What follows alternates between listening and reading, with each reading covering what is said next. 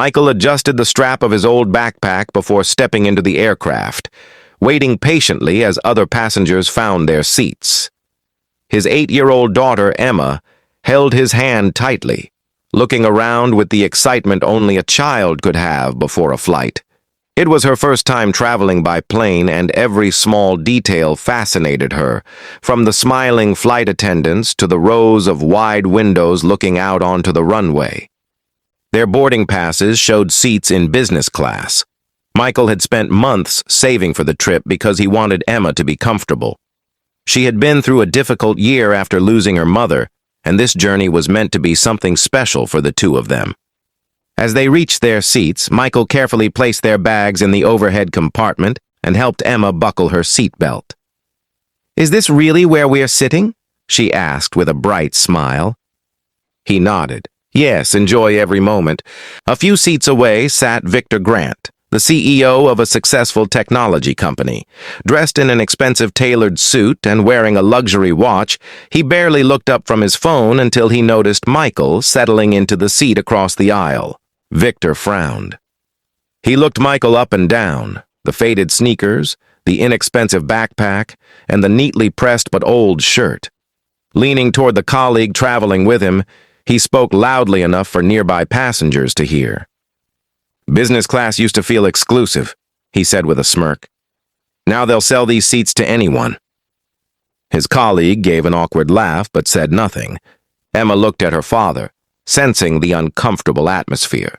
Michael simply smiled and handed her a children's puzzle book. "Don't worry about what other people think," he said softly.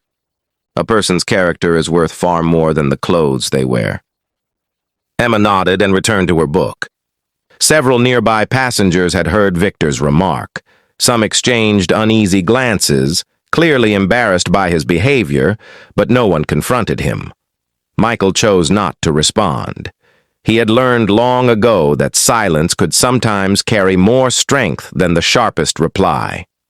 Victor mistook that quiet dignity for weakness, never imagining that the modest single father he had just mocked had once flown high-speed fighter jets in some of the military's most demanding missions. That part of Michael's life belonged to the past, and he had never felt the need to impress strangers with it. Before the aircraft pushed back from the gate, the cabin settled into the familiar rhythm of a commercial flight. Flight attendants walked through the aisle, helping passengers store luggage and reminding everyone to fasten their seatbelts. Emma pressed her face gently against the window, watching baggage carts move across the tarmac. "Dad, do planes always look this big up close?" she asked. Michael smiled. "They do. But once we're in the air, they'll feel much smaller than the sky." His calm voice reflected years of experience around aircraft, though he offered no explanation. To Emma, he was simply the father who always seemed to know the answer.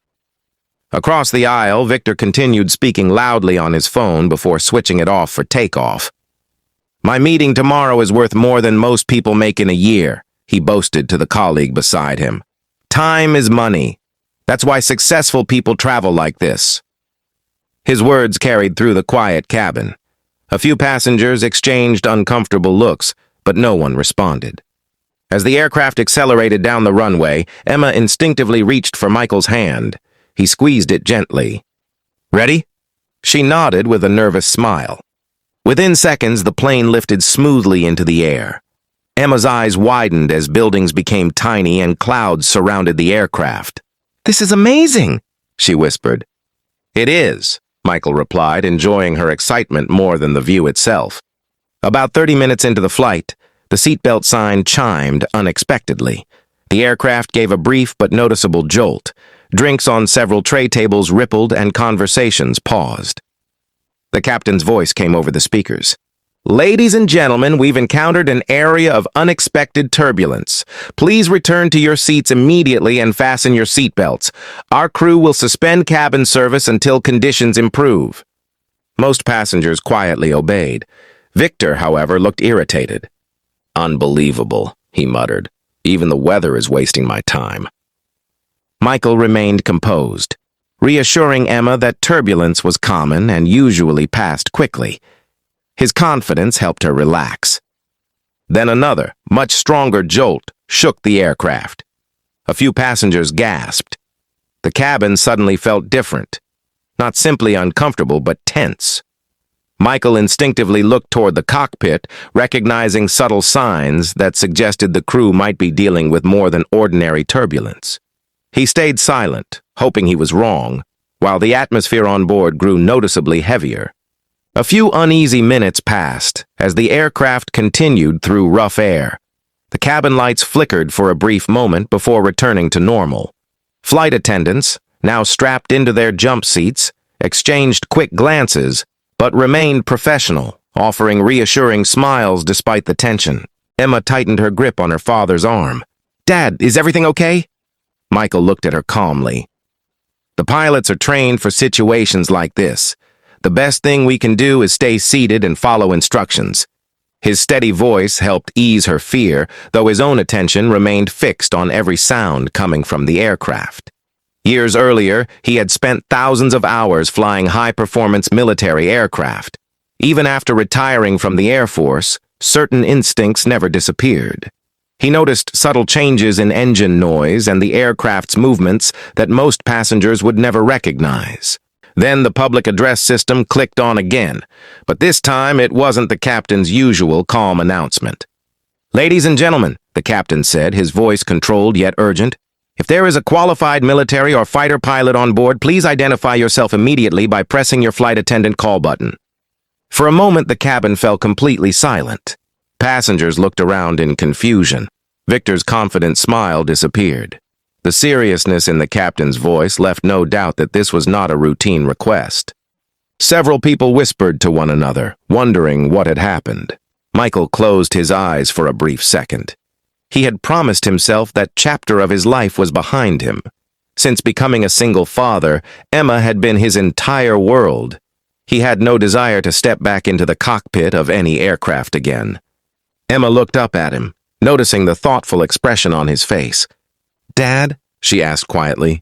Michael gave her a reassuring smile before pressing the call button above his seat. When a flight attendant hurried over, he spoke in a calm, respectful voice. "My name is Michael Carter. I flew fighter aircraft in the Air Force for 12 years. If the captain believes I can help, please let him know I'm available."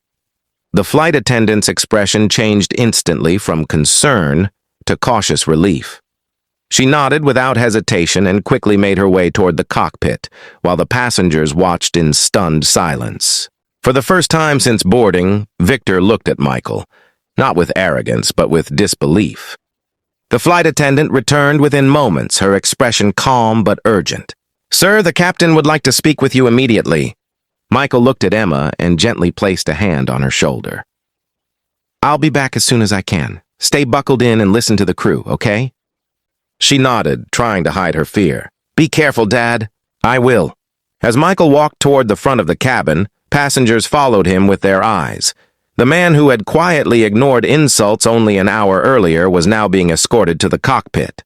Victor lowered his gaze, realizing how badly he had misjudged him. Inside the cockpit, the captain introduced himself quickly and explained the situation.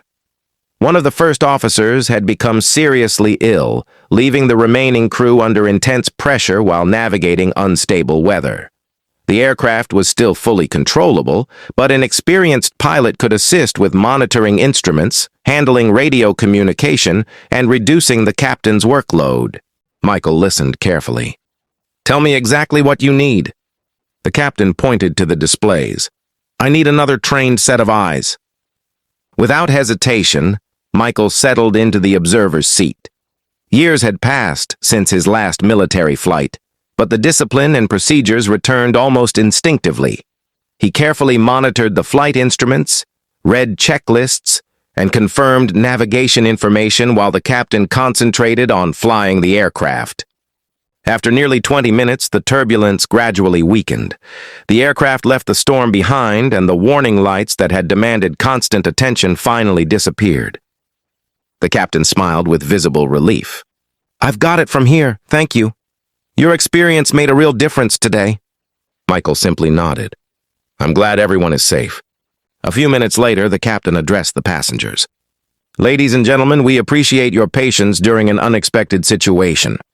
I'd also like to thank a passenger whose professional aviation experience assisted our crew. Because of teamwork and everyone's cooperation, we will be landing safely shortly." The cabin filled with warm applause as Michael returned to his seat. Victor stood up the moment he saw him. "I'm sorry," he said sincerely. "I judged you without knowing anything about you." Michael accepted the apology with a quiet smile. "We all make mistakes," he replied. "What matters is whether we're willing to learn from them." Victor nodded silently. Emma slipped her hand into her father's and smiled with unmistakable pride. In that moment, everyone on board understood the lesson the flight had taught. True character is revealed not by wealth, status, or appearance, but by humility, courage, and the willingness to help others when it matters most.